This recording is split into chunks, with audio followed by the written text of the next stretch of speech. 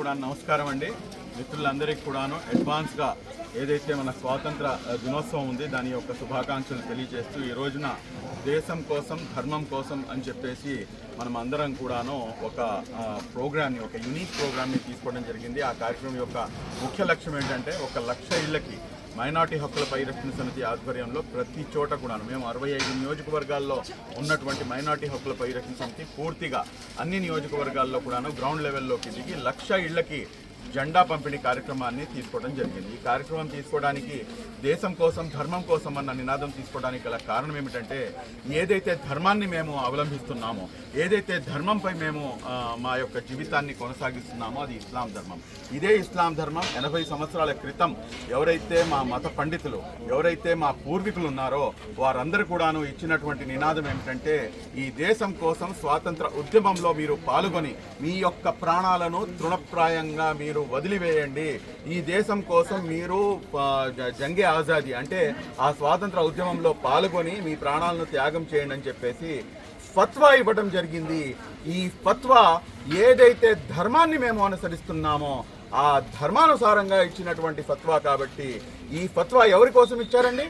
దేశం కోసం ఇచ్చారు. కాబట్టి దేశం కోసం ధర్మం కోసం అన్న నినాదం మా నినాదం, ముస్లిం సమాజం యొక్క నినాదం.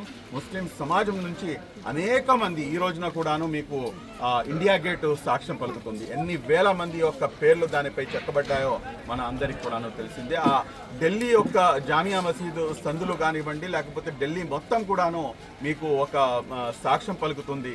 మొత్తం ప్రతి చెట్టుపై కూడాను ఎవరైతే మత పండితులు ఉన్నారో వాళ్ళని ఉడికంబానికి ఎక్కించారు. ఈ ఒక్క ఫత్వాను వెనక్కి తీసుకుంటే చాలు, మీకేం కావాలో మేము అది చేస్తామని చెప్పేసి ఆ రోజున ఉన్నటువంటి ఏదైతే దుష్ట పాలకులు బ్రిటిషర్స్ మాకు చెప్పినా కానీ మాకు సంబంధం లేదు, మేము ప్రాణాలైనా త్యాగం చేస్తాము, కానీ ఈ దేశం కోసం మేము ఇచ్చినటువంటి ఫత్వాని వెనక్కి తీసుకోము అని చెప్పేసి ధర్మానుసారంగా మమ్మల్ని ముందుండి నడిపించినటువంటి మా పూర్వీకులందరినీ కూడాను గుర్తు చేసుకుంటూ, అదేవిధంగా ఇందాకే మా అల్తాఫ్ రజా గారు ఇటువంటి కార్యక్రమాలు ఉన్నప్పుడు మొత్తం రాష్ట్రంలో అందరికన్నా ముందు వరుసలో నుంచినటువంటి మా అల్తాఫ్ రజా గారు ఈ రోజున ఈ కార్యక్రమాన్ని ఇంత పెద్ద ఎత్తున ప్రతి ఇంటికి కూడాను చేరవేయాలి, ఇది చాలా యూనిక్ కాన్సెప్ట్ అండి అని చెప్పేసి అప్రిషియేట్ చేస్తూ ఈ రోజున జుమా నమాజు అంటే ఒక శుక్రవారం ప్రేయర్ టైం, కానీ ఆ శుక్రవారం ప్రేయర్ టైంలోనే ఈ కార్యక్రమం పెట్టి దాని తర్వాత శుక్రవారం నమాజు చేద్దాం మేము అని చెప్పేసి పిలుపునిచ్చి ఈ రోజున ఇంతమందిని గ్యాదర్ చేసి కేవలం మైలవరం నియోజకవర్గంలోనే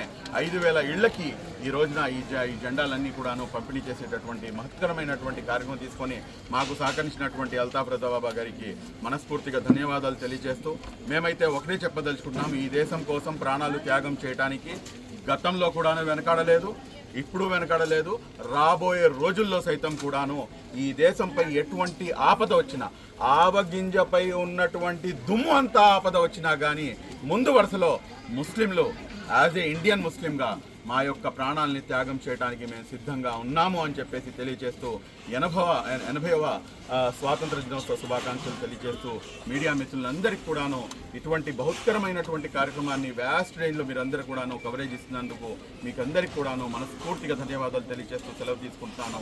థ్యాంక్ యూ వెరీ మచ్. జై హింద్.